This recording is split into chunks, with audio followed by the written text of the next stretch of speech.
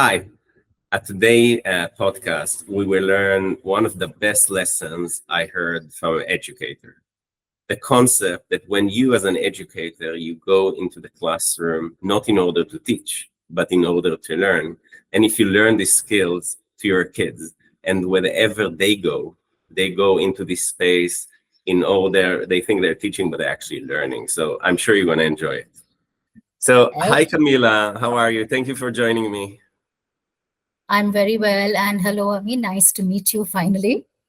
Same. And great to be on this platform. Good. So I enjoy interviewing amazing educators, principals. Some people choose different names for the title. And Mhm. my first question before anything else is, how did you become an educator? How did I become an educator? Now, you must have heard this before, but I think I stumbled into it. So, Mm. I was working in the airline industry many, many, many years ago. Worked for a years and then met my husband. And then we decided to settle down and raise a family. And that really wasn't the correct job space to be in because the timings were erratic and couldn't keep it up with little kids on the way. So, in fact, I was a stay at home mom for around 8 years and then got back into it when I realized that I couldn't stay at home any longer because I was vegetating. That's when I got back into my first love, that was teaching English, because I've always loved reading and I've done my master's in English as well. So I went back, joined as a half day, full day, became head of department, vice principal, principal. It's been a long journey, but once I started after that break, I never stopped. So when a new teacher join your school, what Mhm. what what will be the advice that you will give them? The advice that I would give that teacher would be that you learn more than you teach. Every day in the classroom, you actually learn more through your interaction with your students, with your peers and colleagues than you actually know. And you discover all these unexpected nuggets of information that are very, very valuable. And they come to you gradually through this process of listening to people and interacting with both students as well as peers. It's so true. I remember I interviewed one of our young authors on Rebooks, and she told me about her journey, how to write a book. And she said, like, before I wrote my first book, I did a research, and I did a research like what makes a good book. So as she was talking, I started to take notes. I said, that she was like 11 years old, and she gave me more. Like, I never heard such a thorough lecture about how to write a right book. I actually told her that she should publish a book about how to write book, and I'm sure she's going to do that.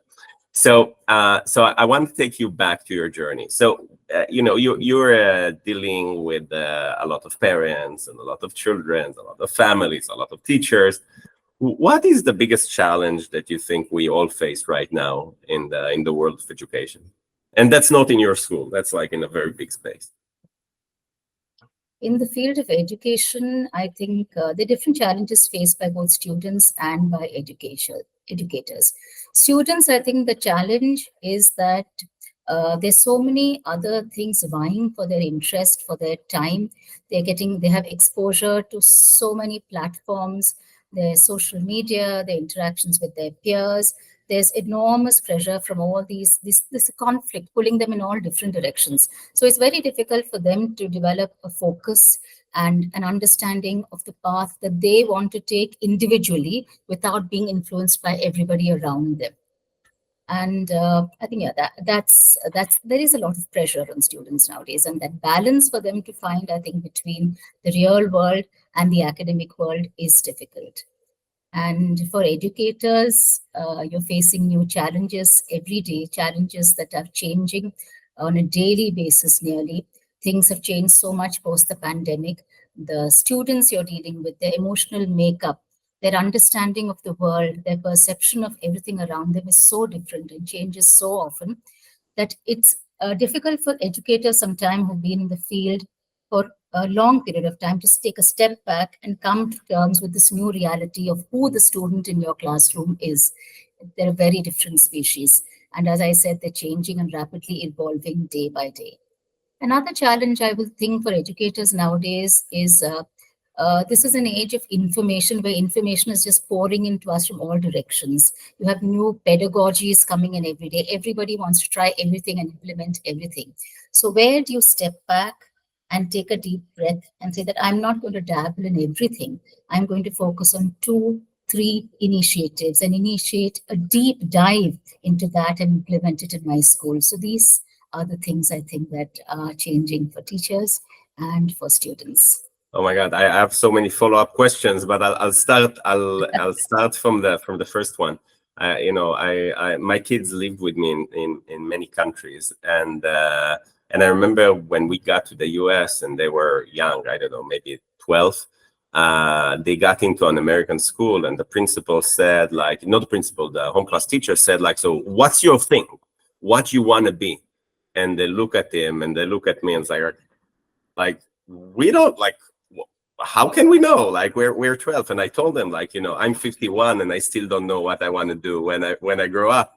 So, it's you're so right in the concept that there is so much pressure around you that's pulling you into different things, your parents, everybody around you, versus the fact that it's very hard to know. And asking somebody at 12 or 8 or 15 or 18 what they want to do when they grow up right now, it's a little challenging when the world is moving so fast. But I really want to take you more into the educators, the challenges that they have. I really love the concept of taking something and focusing on it. Few things, like you said, like one of the things with rebooks, for example, one of my best practices that I love is sometimes that you see a teacher. So forget the young offer fair and all that. So that's beyond the young offer fair. So a teacher will say, okay, now in the next whatever semester, week, holiday, everyone in our class needs to publish a book. And they go through the writing and publishing, and even after that they go into the phase of presenting and selling. So it's like you have like creative writing, project management, marketing and advertising, sales, and accomplishment. And this is all with one thing. So I fully echo this thought. And by the way, I try to do it with my kids as well. And so with rebooks, it's easy for me to see, because you really ask a child to focus on something in a very deep way. So I wonder, like, how do you experience it with rebooks, and actually, and also with other fields? Like, how do you work with children, that they will have something like a big project that they can accomplish that is becoming so meaningful, like in rebooks, when like you don't expect that a child would learn sales and marketing and business development and presenting and public speaking when one writes a book, but that's exactly what they're doing. So I wonder, like, what do you think about this process with us, and also, like, how do you recommend to other educators to do it in other fields?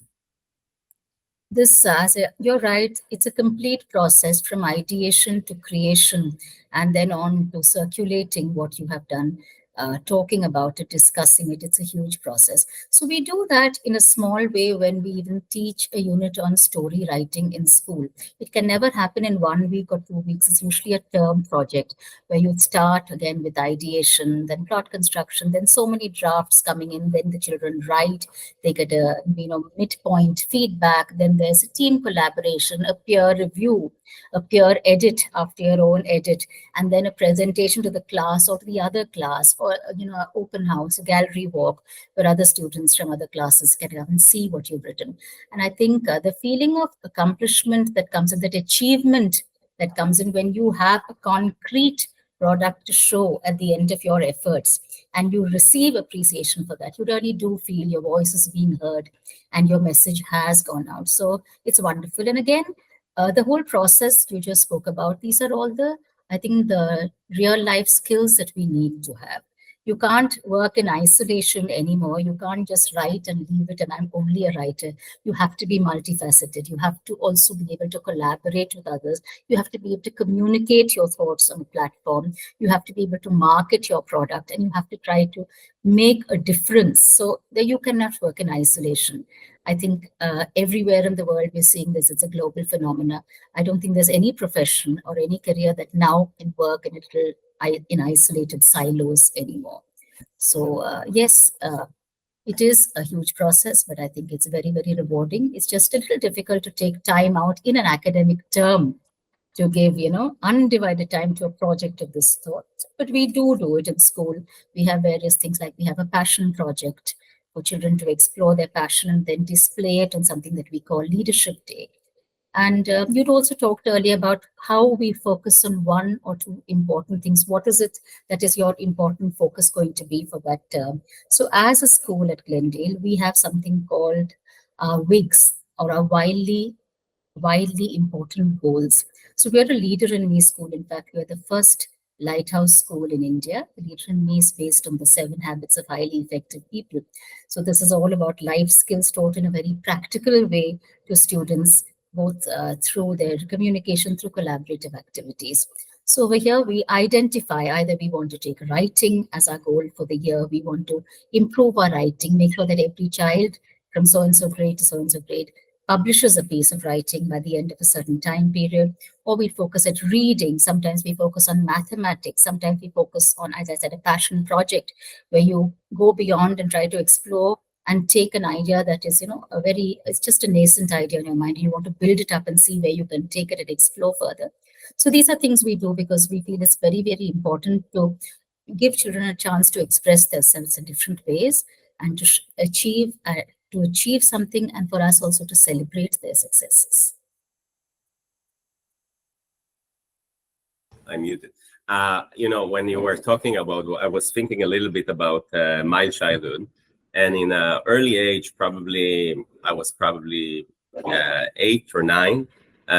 Personal computer started, and I love the idea of coding. But this is like the most simplified way of coding. This is the days of BASIC. And what was the reason? The reason was that I love playing games. Video games were expensive. I said, whoa, so I can create my own game and play the game. In order to create my own game, I had to learn coding. I had to learn storytelling. I did it actually by playing games. But from playing the games, I learned what I wanted to do. I had to learn math in the highest level.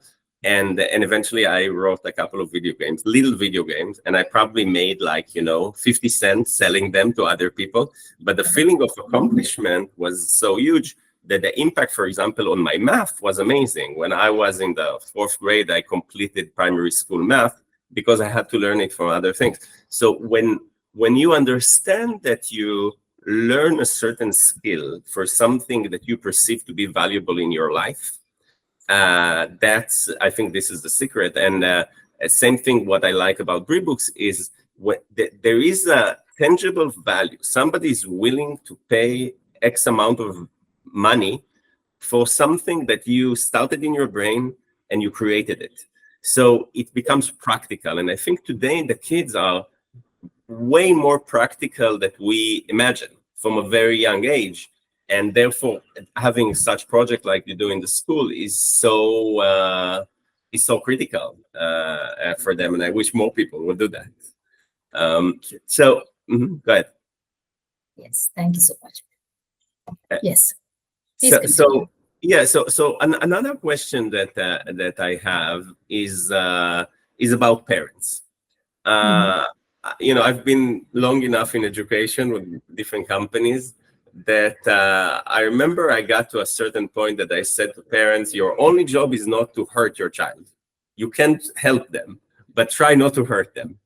And this was with the concept of those helicopter parents that are trying to monitor constantly. Yes. What is the best advice that you can give to parents that are watching us about the education of their children? About the education of the future, I think the best advice that I would always give a parent is let your child find his or her own path. Do not impose your ideas and your dreams on your child. I mean, I'm reminded of that verse from Gibran. Your children are not your children. They are their own individuals and they have their own paths to follow. So don't, as parents are always very, very worried about, whether the child is going to be economically independent, financially well settled, secure. These are the driving factors, I think, that make parents push their children to achieve those impossibly high targets of 98, 99, 100% sentence coming in everywhere. So that is their own fear for their child and their love for their child that seeks them, makes them, compels them to push their children. But you have to tell them, now take a step back. It's all right for your child to take his or her own path, make mistakes. The path nowadays is not going to be as vertical as it was 15 years ago or even 10 years ago. The path they will take to find their career of their choice is going to be much more lateral. There will be deviations on the way, and it might be one of those roads that will lead them to success, not the rigid path that you have, mapped out and charted for the next 10 years of their educational life and their academic life. So that's what I would say. And again, I'm reminded of the fact that because things are changing so rapidly all over the world, no parent today can predict when his or her child joins the workforce 10 years or 15 years down the line, what are the jobs that are going to be there in the market then?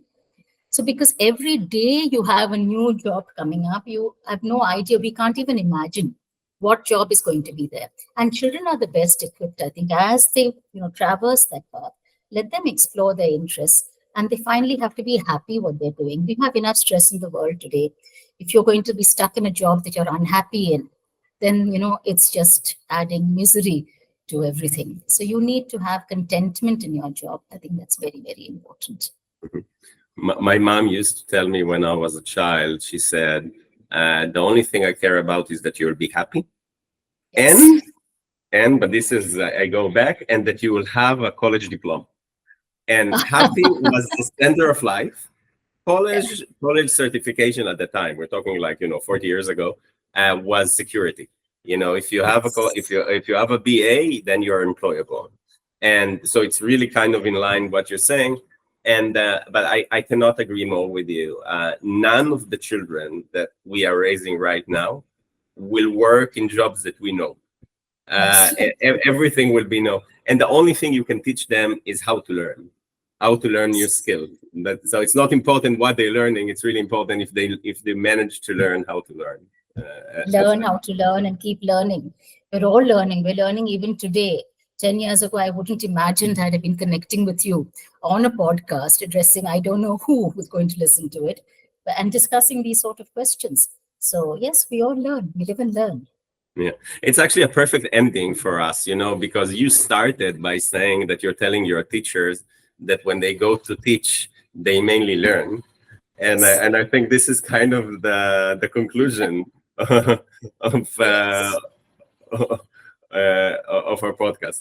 So thank you very much. Keep doing the amazing work that you're doing as an educator in general, and also with us in Pre-Books. I really appreciate everything you did with us. Thank you.